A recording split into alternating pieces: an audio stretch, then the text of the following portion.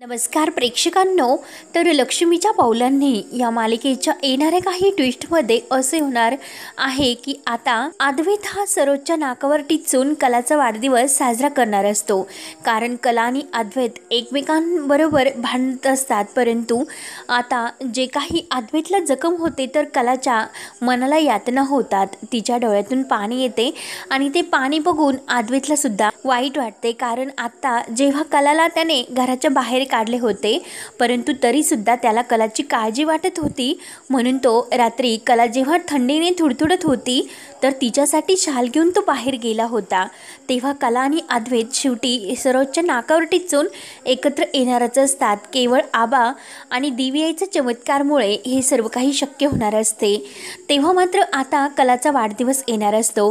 घरात तर याबद्दल कोणाला चाहूल नसते, परंतु अद्वैत मात्र हा वाढदिवस म्हणजे प्रेमाने साजरा करणार असतो. आता अद्वैत हा वाढदिवस कशा प्रकारे साजरा करतो आपण या व्हिडिओमध्ये बघूया. त्यासाठी हा व्हिडिओ शेवटपर्यंत नक्की पहा. आतापर्यंत आपण असे बघितले होते की कला ही अद्वैतला प्रत्येक ठिकाणी मदत करत असते. कामात कलाची त्याला खूप मोठी मदत होत असते. अगदी डिझाईनर तर झाले तर डिझाईन क्षेत्रात सुद्धा कलाने खूप मोठी मुलाची मदत त्याला केलेली असते. तेव्हा अद्वैतला हे तर सर्व कळत असतं की कला आपल्याला ठिकठिकाणी मदत करते. परंतु घरामध्ये आज तर कलाचा वाढदिवस असतो, परंतु याबद्दल घरात कुणाला माहिती नसते. कारण कलाचं या घरातील पहिलं वर्ष आणि तिचा वाढदिवस केव्हा असतो हे तर अजूनपर्यंत कोणी विचारलेलं नसते. कारण या घरात प्रत्येकजण कलाचा रागराग करत असतो. केवळ आबा आणि रजनी हे दोघे आणि सोहम सोडून कलाचं कोणीही गुणगान घेत नाही आणि तिचे कौतुकसुद्धा कुणाला वाटत नाही. परंतु अद्वैतला मात्र आता या सर्वाची जाण तर लवकरच होणार असते. तेव्हा कला नेहमीप्रमाणे सकाळी लवकर उठते आणि सकाळी मस्त फ्रेश तयार होऊन सर्वांसाठी नाश्ता बनवते आणि नाश्ता झाल्यानंतर ती देवळात मंदिरात जायला निघते. देवी आईचं तिला त्या दिवशी दर्शन घ्यायचं असतं. तेव्हा कला मात्र निघून गेलेली असते, परंतु अद्वैत मात्र हा आपल्या रूममध्ये उठतो, तयार होतो आणि जे त्यासाठी आंघोळ झाल्यानंतर जे काही सामान असते की टॉवेल वगैरे आणि फ्रेश होणं, अद्वैतला ऑफिसला जायचं असतं म्हणून तो रुमाल वगैरे सर्व काही घड्याळ शोधत असतो. परंतु कला आजपर्यंत जेव्हापासून ती या घरात आली तर अद्वैतच्या प्रत्येक वस्तू ती त्याच्या हातात देत असते.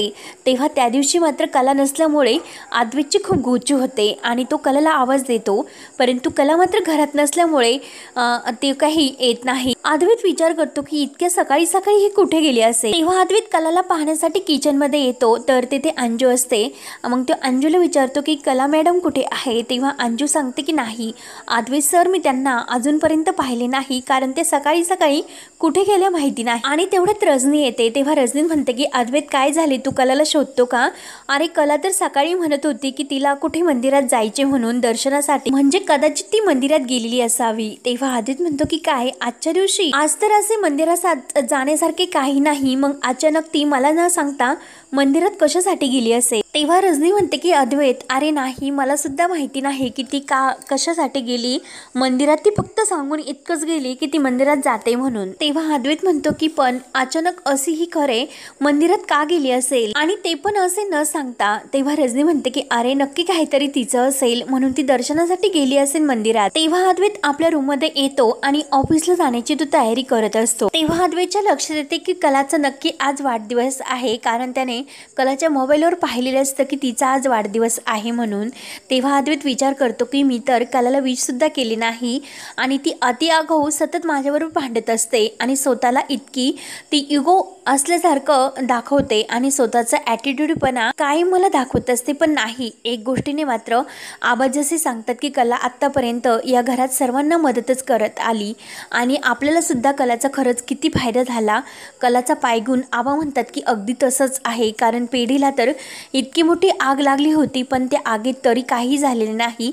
खरंच कला ही खरंच खूप चांगली आहे हे अद्वैतच्या हळूहळू लक्ष द्यायला लागतं. तो विचार करतो कलाबद्दल. घरात सुद्धा इतरांसाठी किती राबत असते, कायम किचनमध्ये स्वयंपाक करते, सर्वांच्या आवडीनिवडी जपते आणि बिझनेसमध्ये सुद्धा ती मला किती मोलाची मदत करते. स्वतःचा विचार मात्र तिने कधीही केला नाही. कायम ते दुसऱ्याचं काय हवं काय नको याबद्दल विचार करते. परंतु आज मात्र तिचा वाढदिवस आहे, तिने म्हणजे कुणाला सांगितले केलेले तर नाहीच, परंतु घरात तर माहिती आहे किंवा नसेल, परंतु कोणीही कलाला विश सुद्धा केले नाही म्हणून अद्वैतला खूप वाईट वाटतं। तेव्हा अद्वैत विचार करतो की जेव्हा मी आजारी होतो तेव्हा तर कला धावपळ करून हॉस्पिटलला मला घेऊन गेली होती आणि तेव्हा सुद्धा कलामुळे मी म्हणजे जीवावरचं संकट टळलं होतं आणि त्या दिवशी माझा इतका हाताला लागले तर जेव्हा हातातून रक्त येत होते मी कलाला इतके ठणकावले आणि इतके काही बोलून सुद्धा तिने माझ्या हाताला मलमपट्टी सुद्धा केली। तेव्हा तिची काय घालमेल होत होती हे तिच्या डोळ्यात मी पाहिले, तिच्या डोळ्यात पाणी आले होते।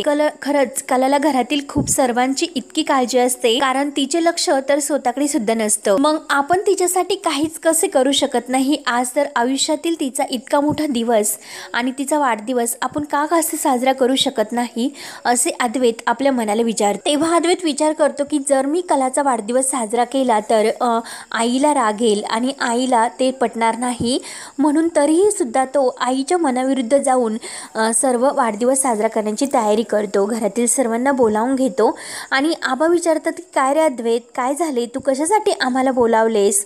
तेव्हा अद्वैत म्हणतो की आबा अहो आज कलाचा वाढदिवस आहे। ते ऐकून तर आबांना खूपच आनंद होत। तेव्हा आबा म्हणतात की आज घरातील लक्ष्मीचा वाढदिवस आहे आणि घरात कुणालाच ते कसे माहिती नसेल आणि अद्वैता अरे तू कलाला शुभेच्छा दिल्या का नाही? तेव्हा अद्वैत नाही म्हणतो। अद्वैत म्हणतो की या अगोदर मला माहिती नव्हतं, परंतु मला आत्ता जस्ट समजलं म्हणून मी तिची वाढदिवस साजरा करण्यासाठी सेलिब्रेट करण्यासाठी प्रयत्न करतोय, सर्व तयारी करतो। तेव्हा आबा म्हणतात की काय रे अद्वैता, अरे ती तुझी बायको आहे, घरची लक्ष्मी आहे, सर्वात अगोदर तर तू तिला शुभेच्छा द्यायला हवे होत्या। अद्वैत तू खूप मोठी चूक केली, तुझ्याकडून मात्र मला अशी अपेक्षा नव्हती। तेव्हा अद्वैत म्हणतो की हो आबा माझ्याकडून खरंच खूप मोठी चूक झाली, मी तुमची माफी मागतो। आबा म्हणतात की हो कला तर या घरची लक्ष्मी आहे, त्यामुळे कलाचा वाढदिवस मात्र या घरात दणक्यात व्हायला हवा। मी तुम्हाला आतापर्यंत सांगितले की कला ही आपल्या घरची लक्ष्मी आहे, म्हणजे तिचा पाय गुण हा आपल्यासाठी खूप शुभ आहे हे तर तुम्ही बघितलेस, कारण पेढीवर इतकी मोठी आग लागताना सुद्धा पेढीला काही झालेले नाही, कोणतेही नुकसान झाले नाही। कला आपली जेव्हा घरात आली तेव्हा सर्व काही सुखरूप झाले, त्यामुळे मी तुम्हाला अनेकदा समजावतो की एकदा तरी तुम्ही त्या कलाचा विचार करा, तिला सून म्हणून या घरात तिचा स्वीकार करा, तिला मान द्या। तेव्हा अद्वैत म्हणतो की ठीक आहे आबा, मी लगेच कलाच्या वाढदिवसाची सेलिब्रेट पार्टी करण्यासाठी सर्व तयारी करतो। अगदी तुम्हाला हवा तसा कलाचा वाढदिवस साजरा होईल। तेव्हा सरोज हे सर्व ऐकते तर तिला खूप राग येतो, रागानेच ती आपल्या रूममध्ये निघून जाते। तेव्हा सरोज जायला निघते तर लगेच आबा तिला थांबवतात। तर अद्वैत म्हणतो की आई अगं तू असे का करतेस, का त्या मुलीचा इतका राग करते? आबा सुद्धा सरोजला तेच म्हणतात की अगं सरोज तू कुठेतरी चुकते। तेव्हा सरोज म्हणते की मी कुठे काय चुकते आणि कुठे नाही हे माझे मला समजते, तुम्ही सर्वांनी त्या मुलीला तर डोक्यावर चढून ठेवलेले आहे, परंतु मी मात्र कधी तिला माझ्या डोक्यावर चढून नाही घेणार। तिची जी लायकी आहे तिला शेवटी लायकी दाखवूनच देणार आणि तिला या घरातून मी बाहेर काढणार म्हणजे काढणारच। तेव्हा अद्वैतला आईचा खूप राग येतो आणि विचारते की अरे ती मुलगी या घरातील केव्हापासून झाली, मी तर तिला घरातील मानितच नाही, पण तू केव्हापासून तिला इतकी महत्त्व देण्यास तयार झाला आणि तिचा वाढदिवस आज तो साजरा करण्यासाठी तयार सुद्धा झाला। आबा म्हणतात की अगं सरोज तू का तिच्याबद्दल इतका गैरसमज करून घेत असते? ती मुलगी घरात कुणाला काय हवं काय नको सतत पाहत असते, स्वतःचा विचार ती कधी करत नाही, परंतु सर्वांकडे मात्र अगदी कटाक्षाने ती लक्ष देते, मग तरी सुद्धा का तू तिचा इतका रागराग करते? अद्वैत म्हणतो की आई तिच्या आयुष्यातील हा खूप मोठा दिवस आहे, तो पण आनंदाचा, आणि एकतर आपल्या घरात आल्यापासून तिला कोणताही आनंद मिळालेला नाही, सतत या घरात आल्यापासून भांडण तंटा वगैरे सुरूच असते आणि कला तर सतत वाद सुद्धा घालत असते आणि तरी सुद्धा तिला शांत कुठेही मिळत नाही। त्यामुळे तिच्या आयुष्यातील इतका मोठा आनंदाचा क्षण आपण कसा तसा घालू शकतो नाही, त्यासाठी आपण कलाचा वाढदिवस साजराच करूयात। तेव्हा सरोजला मात्र अद्वैतचा खूप राग येतो। आबांना मात्र अद्वैतचा अभिमान वाटतो, कारण अद्वैत तर कलाचा विचार करायला त्याने सुरुवात केली, या मागे तो कलाबरोबर जे काही चांगला नवरा असल्याचे नाटक करत होता ते आता काही करत नाही, म्हणजे तो नक्की चांगला वागतो हे आबांचे लक्ष देते। म्हणून आबा देवी आईचे आभार मानतात की देवी आई अगं तुझ्याचमुळे हे शक्य झाले आणि तूच आता त्या दोघांना एकत्र एकत्र सुद्धा आणून त्या दोघांचा संसार व्यवस्थित पार पडून दे। तेव्हा आबा सर्वांना बोलावून घेतात आणि सर्वांना सांगतात की कलाच्या वाढदिवसाची जंगत अशी तयारी व्हायला हवी आणि रजनीला सुद्धा म्हणतात की रजनी, अगं तू कलाला जे काही आवडते ना तर तिच्या आवडता आज सर्व स्वयंपाक तू तयार कर। तेव्हा रजनी म्हणते की हो आबा, मी कलाला जे काही आवडते अगदी तसेच सर्व काही बनवते। तेव्हा अद्वैत आणि सर्वजण बाकी कलाचा वाढदिवस सेलिब्रेट करण्यासाठी तयारीला लागतात। तर सोहम सुद्धा अद्वैतची खूप मदत करतो। अद्वैत आणि सोहम मिळून कलाच्या वाढदिवसाची जंगी तयारी करतात। तेव्हा अद्वैत लगेच संगीता आणि काजल आणि दिनकर यांना सुद्धा कलाच्या वाढदिवसामध्ये आमंत्रण देण्यासाठी फोन करतो। तेव्हा संगीता विचारते की जावई बाप्पू, अहो कलाचा वाढदिवस आहे हे तुम्हाला कसे माहिती? तेव्हा अद्वैत म्हणतो की हो, मला त्याबद्दल पूर्ण माहिती आहे, पण तुम्ही कोणीही कलाची वाढदिवस आपण साजरा करणार आहोत हे कलाला माहिती होऊन देऊ नका, तिला कोणीही विश सुद्धा करू नका आणि जेव्हा ती घरी येईल तर तिच्यासाठी हे खूप मोठं एक सरप्राईज असेल आणि तो सर्वांना तिकडे वाढदिवसासाठी बोलावतो। तेव्हा लगेच संगीता ही फोन ठेवते आणि दिनकरला क्वेश्चन म्हणते की आपले जावई बाप्पू कलाची खरंच किती काळजी घेतात, जरी त्यांनी तिला घराच्या बाहेर काढले होते परंतु आता मात्र आपल्या कलाने त्यांना प्रेमाने जिंकून घेतलेले दिसते आणि आज तर चक्क अद्वैतराव तिचा वाढदिवस सुद्धा साजरा करताय आणि त्यासाठी त्यांची तयारी सुद्धा सुरू आहे। कला मात्र मंदिरात गेलेली आहे, याबद्दल कलाला काही माहिती नाही। खरंच आपले जावई बाप्पू लाखात एक आहे, आपल्या कलाची इतकी आवडीनिवडी जपतात, तिची इतकी काळजी घेतात। तेव्हा ते ऐकून दिनकर सुद्धा खूप खुश होतो। त्यानंतर इकडे कला मंदिरात येते आणि तिला देवाचे दर्शन घेतल्यानंतर खूप वाईट वाटते, कारण तिच्या मोबाईलवर एकही असा विश केल्याचा फोन आलेला नसतो, मेसेज वगैरे काही नसतं। तेव्हा कलाला वाईट वाटतं। कला विचार करते की घरातील सर्वांना माझा वाढदिवस माहिती आहे, आई आणि बाबा यांचा सुद्धा मला आज कॉल आलेला नाही वाढदिवसाच्या शुभेच्छा देण्यासाठी, त्यांच्या सुद्धा लक्षात नसेल का माझा वाढदिवस आहे म्हणून। दरवर्षी तर आई आणि बाबा दोघे मला शुभेच्छा देत असतात आणि गुंड्या कसा विसरला माझा वाढदिवस, तिच्या का लक्षात नसेल की माझा वाढदिवस केव्हा असतो। तेव्हा कलाला खूप वाईट वाटतं आणि ती घरी येण्यासाठी निघते, परंतु अचानक वाटेत रिक्षा न भेटल्यामुळे खूप पाऊस लागतो आणि तिला घरी येण्यासाठी खूप उशीर होतो। त्यानंतर तर इकडे घरात सर्व जंगी स्वागत कलाच्या वाढदिवसाचे होणार असते, परंतु कला ही येत नाही म्हणून सर्वजण अगदी आतुरतेने चिची येण्याची वाट पाहत असतात। तेव्हा दिनकर आणि संगीता सुद्धा तेथे वाढदिवसाला येतात आणि त्यांना बघून तर रोहिणी आणि सरोज यांना खूप राग येतो, परंतु तरीही त्यांना न जुवंता आबांना नमस्कार करून वाढदिवसामध्ये सामील होतात। ती सर्व अद्वैतरावांनी केलेली तयारी बघून खुश सुद्धा होतात। खरंच आपली कला खूप नशिबान आहे, अंबाबाई पावली म्हणून अंबाबाईला हात जोडते अगदी संगीता। तेव्हा कला दिसत नाही आणि कला का आली नसेल म्हणून सर्वजण कलाची वाट बघत असतात। तर संगीता विचारते की अद्वैतराव, अहो कला कुठे दिसत नाही, कुठे गेली? तेव्हा अद्वैत सांगतो की ती मंदिरात गेली होती, अजूनपर्यंत नाही आली। तेव्हा संगीताला तर कलाची काळजी लागते, कारण बाहेर तर इतका पाऊस पडत असतो, विजा चमकमत असतात, परंतु कला मात्र कुठे राहिली असेल आणि तिला इतका येण्यासाठी उशीर का झाला असेल म्हणून संगीताला खूप काळजी लागते। तिच्या डोळ्यात पाणी येते, ती लगेच देवाला हात जोडते की देवी अंबाबाई काही कर, माझ्या कलाचे रक्षण कर, तिला सुखरूप घरी येऊन दे। तेव्हा अद्वैतच्या जीवाची खूप घालमेल होते, नक्की कला कुठे गेली असेल, बाहेर तर इतका पाऊस पडतो आणि तिला गाडी कशी लागली नसेल, मग ती देवळात एकटी तर नसेल ना, म्हणून मागच्या वेळीचे क्षण त्याच्या डोळ्यासमोर येतो। कारण जेव्हा कला मंदिरात गेली होती घर सोडून, तेव्हा तिच्या मागे काही गुंड लागलेले असतात।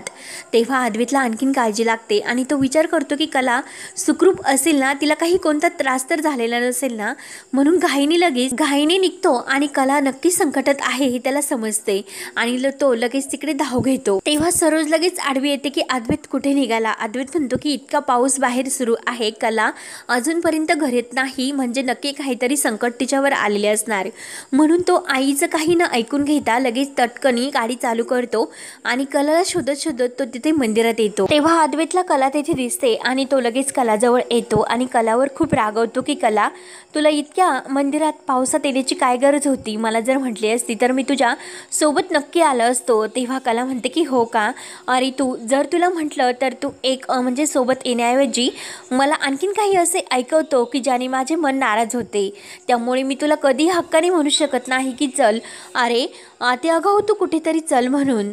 तेव्हा लगेच अद्वैतला राग येतो आणि अद्वैत आणखीन कलावर चिडतो की आगाऊ कुठली, कायम मला ज्ञानाचे धडे देत असते। तेव्हा अद्वैत विचारतो की आज तुला इकडे येण्याची काय गरज होती आणि असे न सांगता तू कुठे इकडे मंदिरात आली।